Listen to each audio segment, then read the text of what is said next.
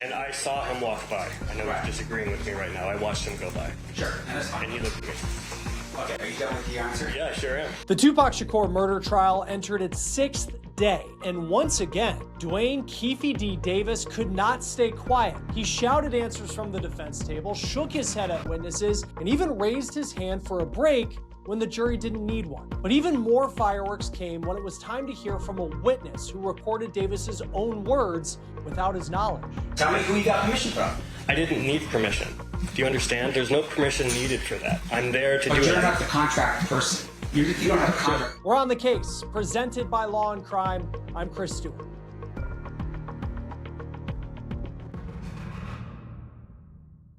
So we're in week 2 now of the Tupac Shakur murder trial. And once again, the defendant, Duane Keffe D. Davis, made his presence known in the courtroom in a way you typically don't see.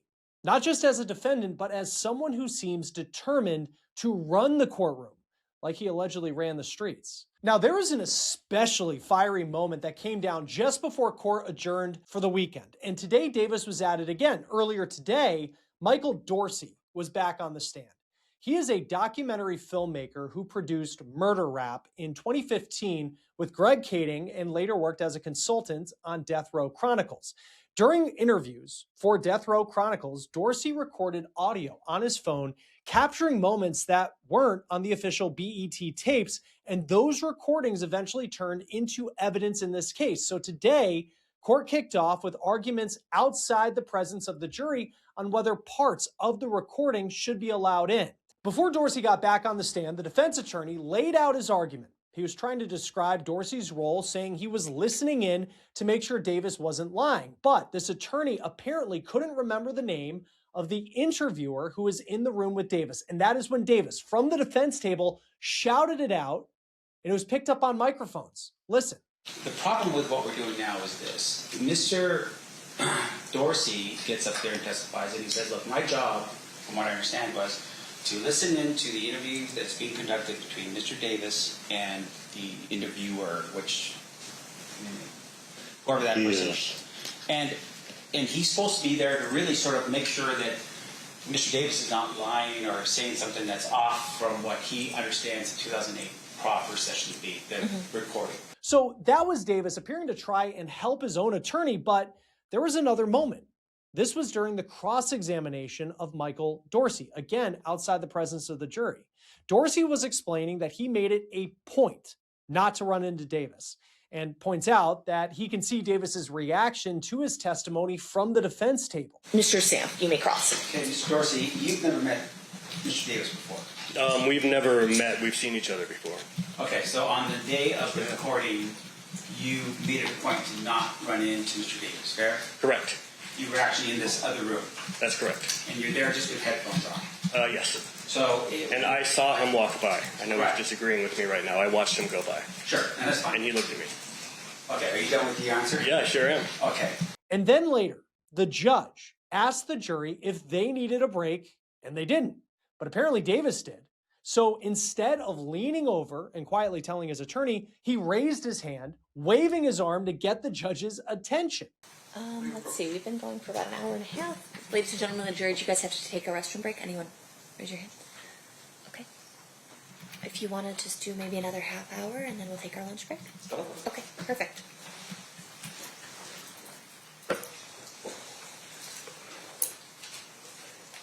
Do you need to use the restroom? Oh, all right, we will have to take our break now.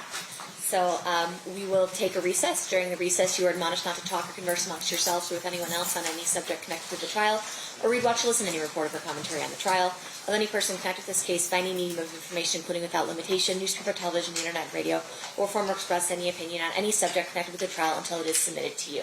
Please rise for the jury. We'll see you guys back here at, let's say, 11:40. These moments are telling. Davis is not just sitting quietly and letting his lawyer do the work. He appears to be inserting himself directly into the proceedings. We saw an especially tense moment on Friday before the lunch break where Davis actually stood up and addressed the judge. He was frustrated that his witnesses had testified, private information had been shared, and he blamed the prosecutor, who in turn had some words for Davis. They keep giving up my address. They broke in my house. vandalized my house, vandalized my wife's car, you know what I'm saying? Because they keep giving out our address. Now they gave out my sister's address. This stuff is wrong.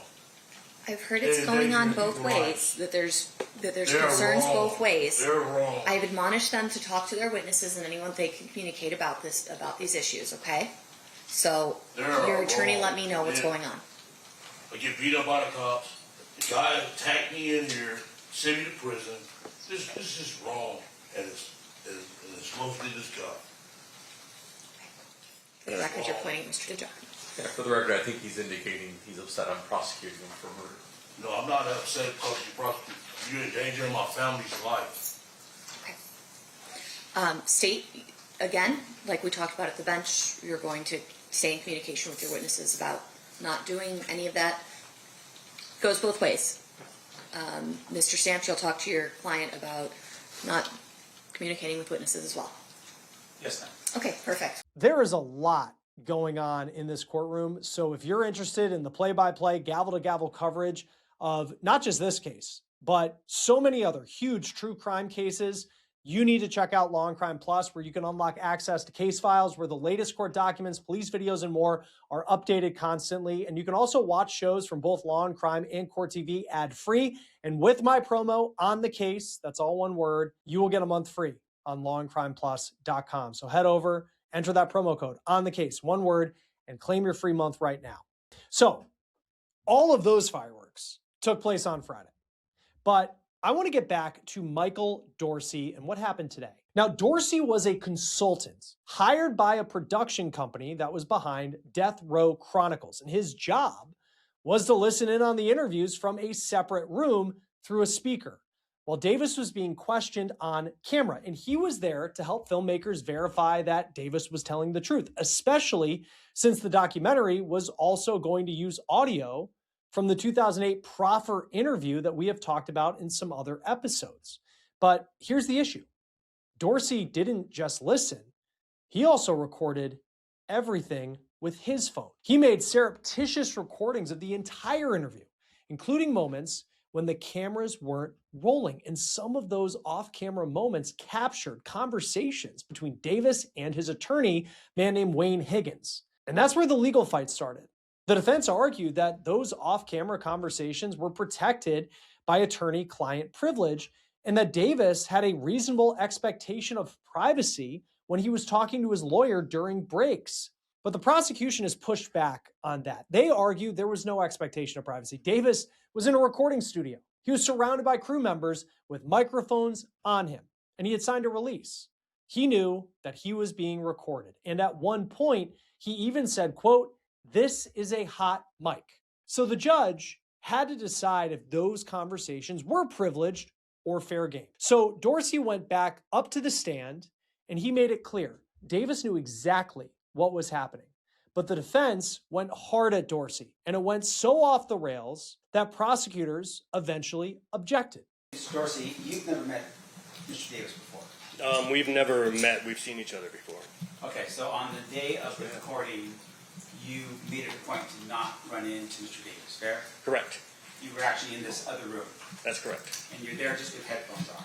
Yes. So, And I saw him walk by. I know Right. he's disagreeing with me right now. I watched him go by, sure, and that's and fine. he looked at me. Okay, are you done with the answer? Yeah, I sure am. Okay.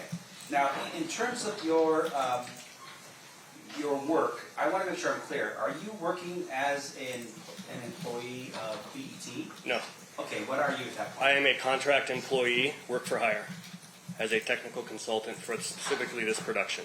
I'm not hired by BET. I'm hired by the production company. By the production company? Yes, sir. And that's Entertainment One? Entertainment One and Creature Films, like a subsidiary of Entertainment One. All right. And then in terms of your work with Entertainment One, that was bound with a confidential agreement, right? Yes, Do you have proof right now that you're no longer bound to that agreement? I do. I have a letter from an attorney at Paramount Pictures, which owns BET, approving me sharing my information. And then I also have an email from Mark Ford, the head of Creature Films, also saying he had no objection. The defense kept pressing, and Dorsey didn't back down. So in your work with Entertainment One, what you basically do is you have your phone or whatever recording device down Yes. next to the monitor in which you're listening to a conversation. Correct. You cannot tell us who's where in your recording, correct? Correct. You just hear noises, right? That's right. Now, in terms of the actual recording itself, as the individuals sitting there, are they sitting with mics on their lapels as they're sitting there being interviewed by that person? What you mean, the person conducting the interview, is he wearing a mic? Is he wearing a mic, and is the person that he's interviewing wearing a mic? I don't know if the Mario Diaz, for example, is conducting the interview. I don't know if he was wearing a lapel mic, but there would be 2 mics in the room minimum. There would be a lapel mic on Keffe, and then there would be a shotgun mic over him that is kind of capturing everything else in the room. Right. And so, in terms of what you're recording, you don't know, for instance, if the cameras are on and off because you're actually just listening to sound. That's correct. And in terms of the interview, you understand that Wayne Higgins was in the room as well as Yes. Mr. Davis. Yes, he was there for the entire first interview, and then he was like 10 minutes late to the second interview. All right. Now, before we were listening to this, are there any moments at all where Mr. Davis is talking loudly during what you would think would be a private conversation? Loudly. He's just using a normal indoor voice is what I would say. Okay. And then And- when you say that there was this statement that this is a hot mic, Yes, fair to say that that was a reminder to whoever he's talking to that, hey, this should be kept private. correct. All right. Yeah. So there were times where there was an understanding, or at least an idea that what they were going to have a conversation about. There was one time, that was the only time. Now, after you had recorded what you did in this Yes. case, which is the entire thing, Correct. you never had his permission to record all of it, right? I didn't need his permission. Why? Because he's there to be recorded. He's got mics on him. He has lights and a camera pointed at him. He's in a production studio. I'm officially hired on as a crew member. I'm allowed to do whatever I want. No. And- Let's back up here for make sure I'm clear. Sure. You're a crew member, but you don't own the rights to the production itself, right? Correct. And you don't own the rights in terms of what the camera angles are or anything along those lines. That's correct. I could Now- not put this on YouTube and profit from it. Okay, well, back up here again. I want to make sure I'm clear. Did you take that audio recording that you made and give it to either Entertainment One or any of the subsidiaries in this case? No, Okay, so you basically took something that you didn't have permission to take. that's not true. Okay, well, back up here. Tell me who you got permission from. I didn't need permission. Do you understand? There's no permission needed for that. I'm there to do it. I made the recording because he showed up for the first interview, not ready for his interview to be conducted. So I knew it was going to be broken up into 2 days. So I said, I'm going to make a recording of this so that I can make sure we ask the correct follow-up questions when we come back. That's the only reason I made this recording. But you're not the contract person. You don't have a contract with I this. apologize. We're way afield of the issue that the court needs to rule upon, and this sounds like cross-examination for a jury. Oh, I'll get back into it, Jerry. I'm just saying as of right now, Judge, we have a problem because. Thank you. And just to make sure I'm clear, you take that recording, and that's the recording that you're now publishing here for this jury, right? Publishing, no. Playing for the jury, yes. Publishing it suggests publicly. I'm not putting this out to the public. That was a legal terminology, Okay. but you're playing that for the jury now. Yes, right? sir. I have no further questions. After hearing from both sides, the judge made her decision. In general, the attorney-client privilege under 49.095 is broken when you speak in front of a third party who's unrelated to the legal team. Here, it appears as though Mario Dorsey and others were potentially present for the conversations. Additionally, the setting of the interview itself does not lend itself to a belief that the conversations would be privileged and or private. It's a recording studio. The purpose is there to be recorded. A release is signed so that the person can be recorded. The entire room is microphoned up. Additionally, there are microphones on the people participating in the interview. In general, this isn't a situation that would lend itself to private conversations.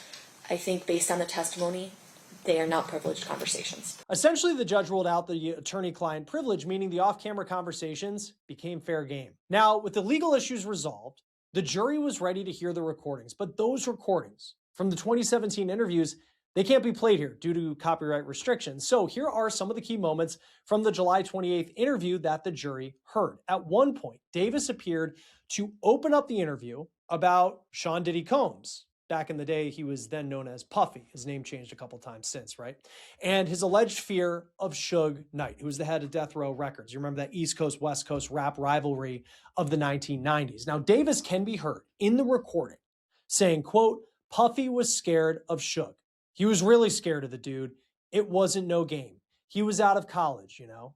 He also talked about the offer that Combs allegedly made to pay Davis for killing Tupac and Suge, and he can be heard in that recording saying, quote, he wanted to get rid of them dudes, his problems, CEO, the big guy, yeah.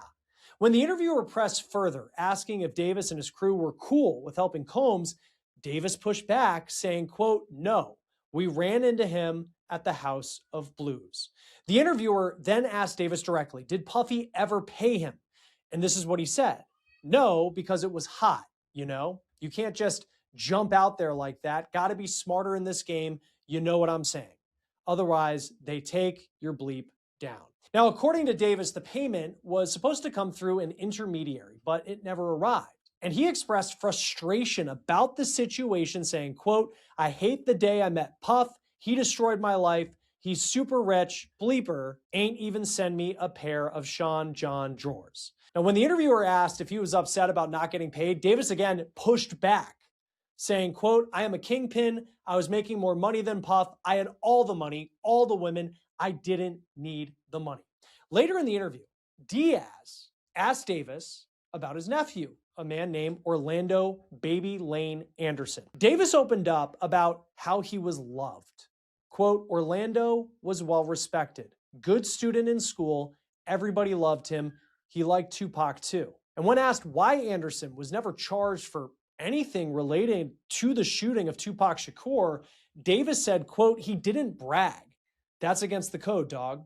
Davis also talked about his relationship with Suge Knight, how they'd known each other since they were kids. And when asked if Suge ran Death Row Records like a gang, Davis didn't hesitate. Quote, yeah, he hired all gang members. I guess money gave him the power. You know, money is power. Now, later in the interview, Davis was asked if he ever felt bad about what happened to Tupac, and he said, quote, I wish it never happened. It changed my whole bleeping life. I lost my plug. Colombian boy left, went back to Bogota. He didn't want to be caught up in our BS. And later, quote, Tupac should have stayed in his lane. You're not a gangster. You're a bleeping rapper. I told you earlier, stay in your bleeping lane, dude. You're not doing what we're doing. Now, before we go, some highlights from Friday that we did not get a chance to show you because today was focused on the legal battle over those recordings. But Friday's testimony gave the jury something else entirely. Eyewitness accounts and documentary evidence that put Davis's own words front and center. The prosecution called Leonard Jefferson.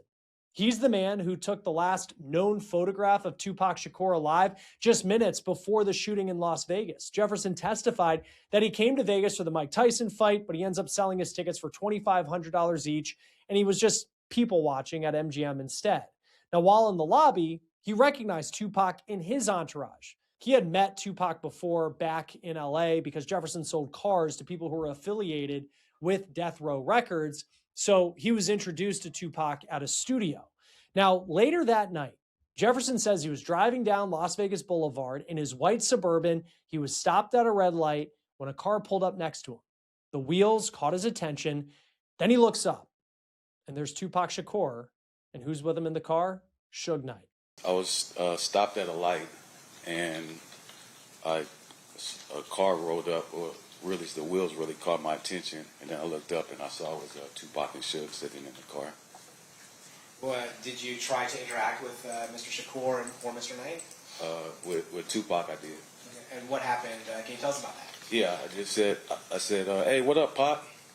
And then he kind of looked and kind of took like a double take. He said, oh, what up, man? And then I said, hey, where you guys headed? He said, we're headed to the club. You should follow us. I said, all right, cool. And then, I don't know, I said, man, let me get a picture real quick. And I had my camera in my center console, so I just grabbed my camera and snapped the picture. Jefferson said he had a 35 millimeter camera in his center console. Remember, this is the 90s, this is long before camera phones were even close to being a thing. So As the light turns green, Tupac's car takes off, and he took this picture.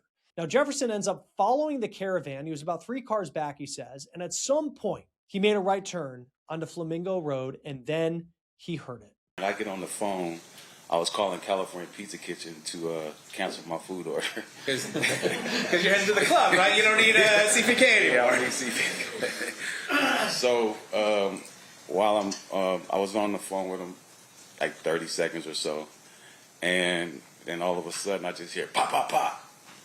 And I kind of like, like looking around, and then I see the cars were stopped, and I see the people in front that were in the cars. They got out of the car and ran to the front. They ran to the BMW. So you hear gunshots, Yes, but you don't. Do you see where the gunshots are coming from? I did not know. And do you see who's doing the shooting? I did not know. You just hear the gunshots. I just hear them. Yes. I made the U-turn. I catch up to. I'm behind the Lexus. It was a green Lexus. So I'm behind him, and then we see Suge make the wide left turn back onto the strip, and he went up on the curb and came back down, and then we all went through the intersection. There was traffic coming through, and we just all made it through. And then we got to, I guess, Harmon. We got back to Harmon, and Suge makes another left turn, and now it's like cross traffic. He couldn't get through. And by this time, now we see the bicycle cops. There's a bicycle cop rolls up, and Suge is kind of like, stop here.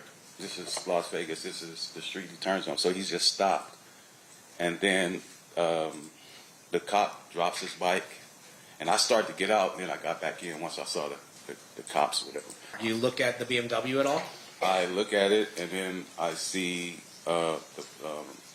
like I said, the bicycle cop rolled up, and then he drops his bike, and then I see Suge getting out the car, and now the officer is yelling commands to him, get down, lay down, and you hear Suge saying, my man, pocket shot, we need help, pocket shot.